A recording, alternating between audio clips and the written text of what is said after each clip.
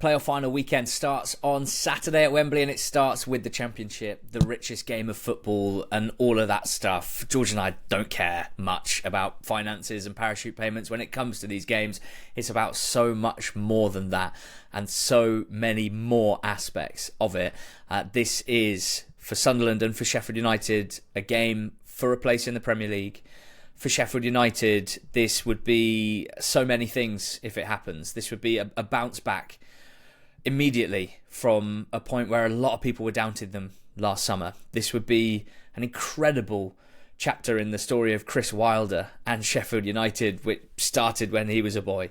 This would be the cementing of a legacy, which is already incredible, but would also be the banishment of Sheffield United's playoff curse. For Sunderland, this would be a return to the Premier League after 8 years away. They were relegated 8 years ago this month. They were relegated again 7 years ago this month, down into League One. They've come back up, and they made the playoffs 2 years ago, lost in the semi-finals.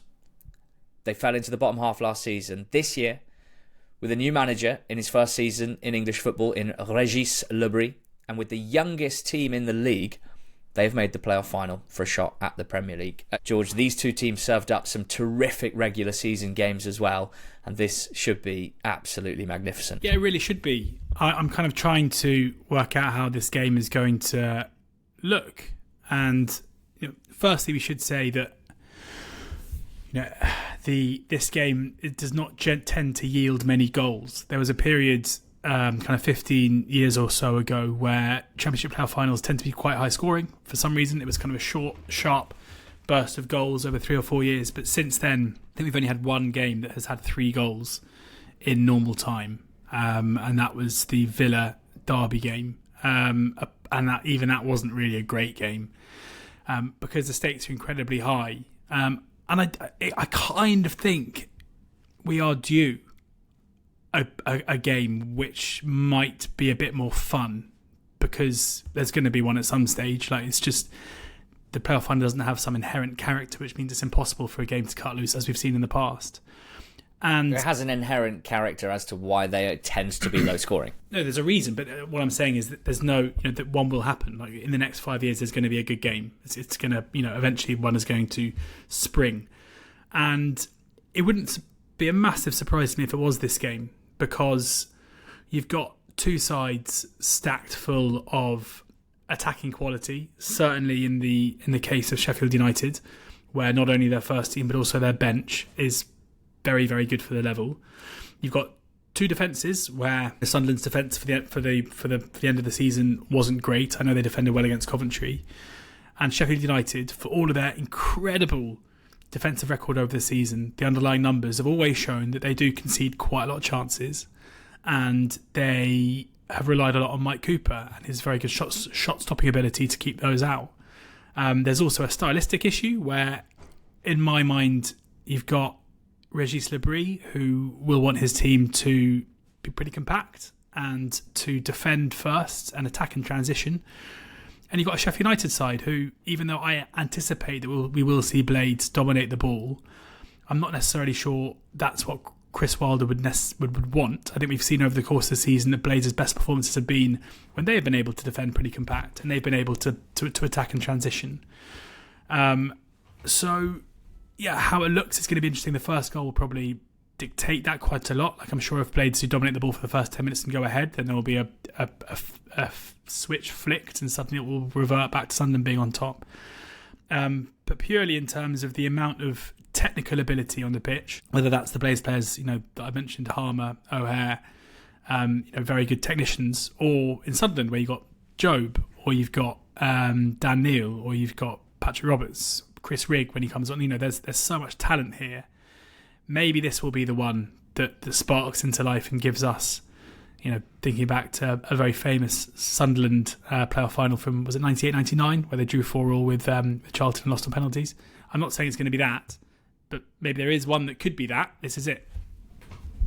I think you're absolutely spot on. And I think this game will look quite different at different points. I don't think this is going to be one where the tactical battle is so cut and dried and predictable that you can broadly map out how it's going to look. Like, this is a 4-4-2 against a 4-4-2. Certainly, if Sunderland don't make any changes from the team that they played in the playoff semi-finals, and so spaces, a bit more space in midfield. Both teams very keen to get the ball forward quickly into their front two, into their wide players.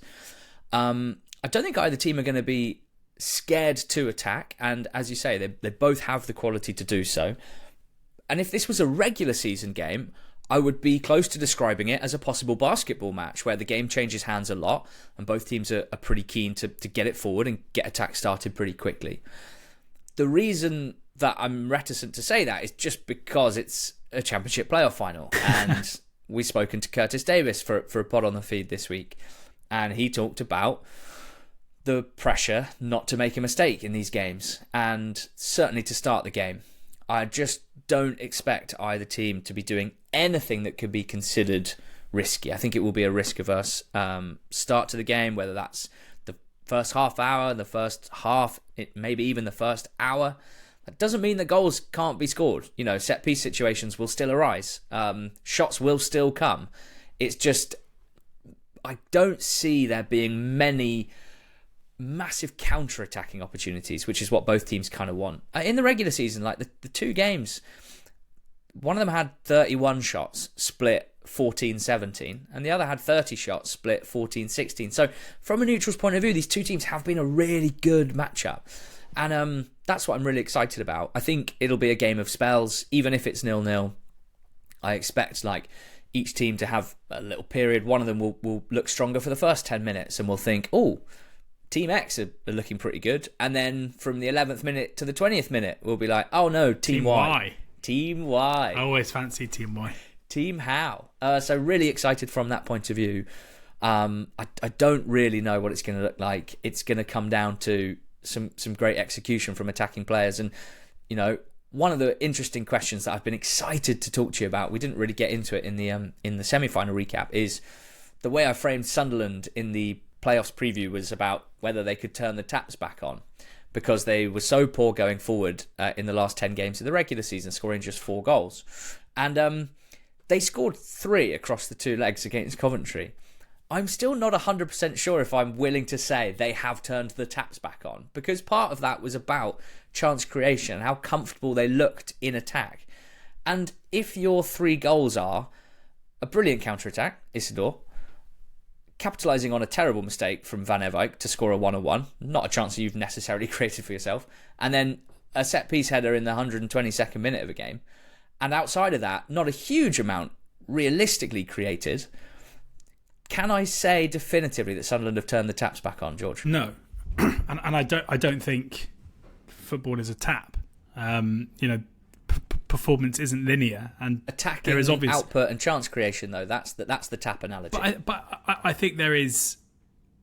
You have to acknowledge and say that there was a vast improvement between the Sunderland that we saw in those 2 games against Coventry and what we saw at the back end of the season. So, and I think the best comparison is pre-season and the regular season. I really do think there is a real pre-season element to the last 6 weeks or so of Sunderland's regular season campaign, and whether that's conscious or not, conscious being team selection and resting key players and playing young players, and unconscious being when they played their best team they were still poor, but the need to win, the need to compete was probably offset by the desire not to get injured and not to overexert themselves.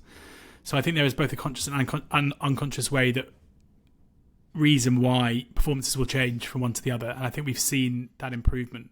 But what I would also say is that I don't think this is the Sunderland that we saw, especially against Coventry, for the first few months of the season, where they were one of the best teams in the league and looked to be part of a 4-horse race for automatic promotion, a race in which they were eventually tailed off. So I think I probably agree. But I put up Sheffield United to win the playoffs in our playoff preview a couple of weeks or a week or so ago. The idea being that they should get through against Bristol City and they'd be favourites against anyone here, and they are favourites for this one, and rightly so. I think when you consider the players they've got and the quality they've got. There's also an interesting angle here where I spoke to the guys at The Pinch, a Sheffield United fanzine and podcast, before their game against Bristol City, and I kind of said there, you've got two managers here. You've got a really reactive manager in Liam Manning, and then a very proactive manager in Chris Wilder. And I think you can say the same here, where you've got a really reactive manager in Regis Lebris, who I think will very much try and play the opposition rather than play their own game. And I think in Sheffield United, you've got a team that, whether this is a benefit or a hindrance, I think you've got a Chris Wilder side who'll see that as being a weakness and will try and hurt them. And, you talk about Team X and Team Y. I think Blades will be Team X here, and I wouldn't be surprised if we see them absolutely fly out of the box and try and out of the blocks and try and hurt Sunderland early. And whether or not they succeed in doing that could be quite a key moment as to how this game goes. The blocks and straight into Sunderland's box, where they will be met by exactly. Daniel Ballard and Luke O'Nien and Tri Hume and Dennis Serkin and Anthony Patterson, who I thought stepped up really well in the playoff semi-finals after a couple of months where he looked a little low on confidence when it came to crosses, when it came to letting in goals from range. Ballard, immense. O'Nien is O'Nien. Neil and Bellingham in midfield look really comfortable in that role, and that's going to be fascinating against Vinicius Souza and Sidney Peck, who've also developed a really good relationship. I think in the front line, I'm interested to see what Wilder goes with, because there are a couple of things where if you've not kept a close eye on Sheffield United but you broadly know who they have at their disposal, you might be a little surprised to know that Jezrin Raksaki, Ben Brereton Diaz, Callum O'Hare might all start on the bench for Sheffield United, which is, to your point earlier, why they have such good options on the bench. That's because Sam, who works with us, Sheffield United fan, he reckons the team will be the same as the first leg against Bristol City. He reckons the changes for the second leg, I guess, were basically to rotate and rest, because they knew they were very likely to go through. So that would mean Brewster starting on the right. That would mean Harmer off the left of the attack. And it would mean Tyrese Campbell getting close to Kiefer Moore, playing off him, balls into Moore, and Campbell sniffing around, looking to get shots off quickly and finish well. So that means no sort of natural right-sided wide forward, with Brewster, he basically plays as just a functional attacking player who kind of does, I think, broadly what Wilder wants him to do, whether he's playing as a 10 or as a striker or on each side. What he doesn't have is a great goals return, but I think Wilder does appreciate what he can do outside of that. So it's kind of interesting, but it shows what they've got coming off the bench. I've not even mentioned Andre Brooks, who started the second leg and scored. Callum O'Hare, who scored in both semi-final games off the bench and would surely be the first player ever to score 3 times in the playoffs, all off the bench. Tom Cannon, I haven't mentioned there, who started the second leg in that sort of supporting striker role, playing off of Kiefer Moore.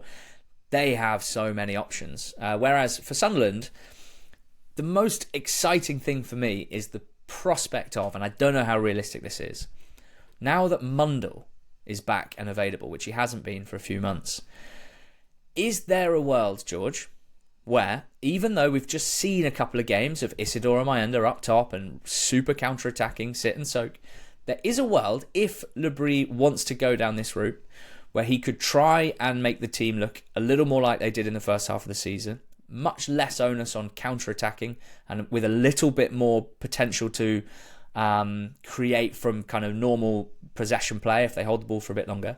And Enzo Lefebvre, who was signed, and we were told was this wonderful number 10, who's played almost exclusively off the left, and has had flashes of brilliance, but looks like he could do quite a lot of damage in the number 10 role. There could be a world where Mundle starts on the left, where Lefebvre starts as a number 10, and one of Isidore Mayenda starts up top.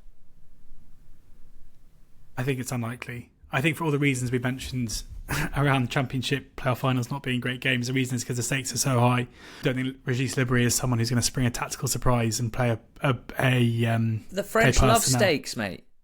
They've made it. It's like one of their absolute. I mean, but with Lefebvre, it's been pretty frustrating to my mind to see a guy whose on-ball quality is so obvious, who's also like very. He may not be the strongest, but he certainly puts a shift in on the left-hand side. But it feels like he's a bit wasted out there, especially when we've seen how Mundle was able to step into the boots left by Jack Clarke early in the season. But I just can't really see it. And especially because, as we've spoken about loads of times, it feels like the best way to beat Sheffield United is to give them the ball.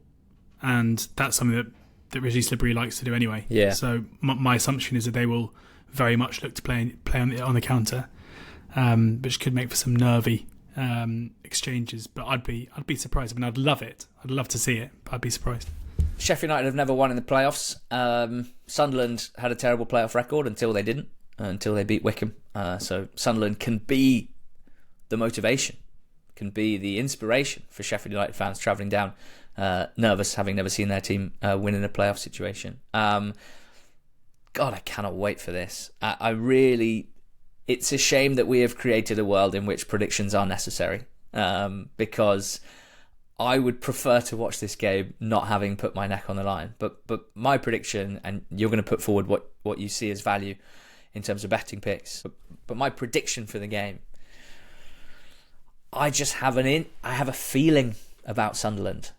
And I don't know exactly how it's going to look, whether they go ahead, whether they have to come from behind.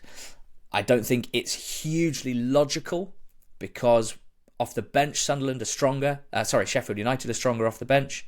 They were a better team overall in the regular season. But I just want to point out that when these two teams played in the regular season, and when Sunderland played Burnley both times in the regular season, I maintain in those games they were absolutely equals of those two teams who finished above them with many more points, and arguably even better than those teams across those 4 games.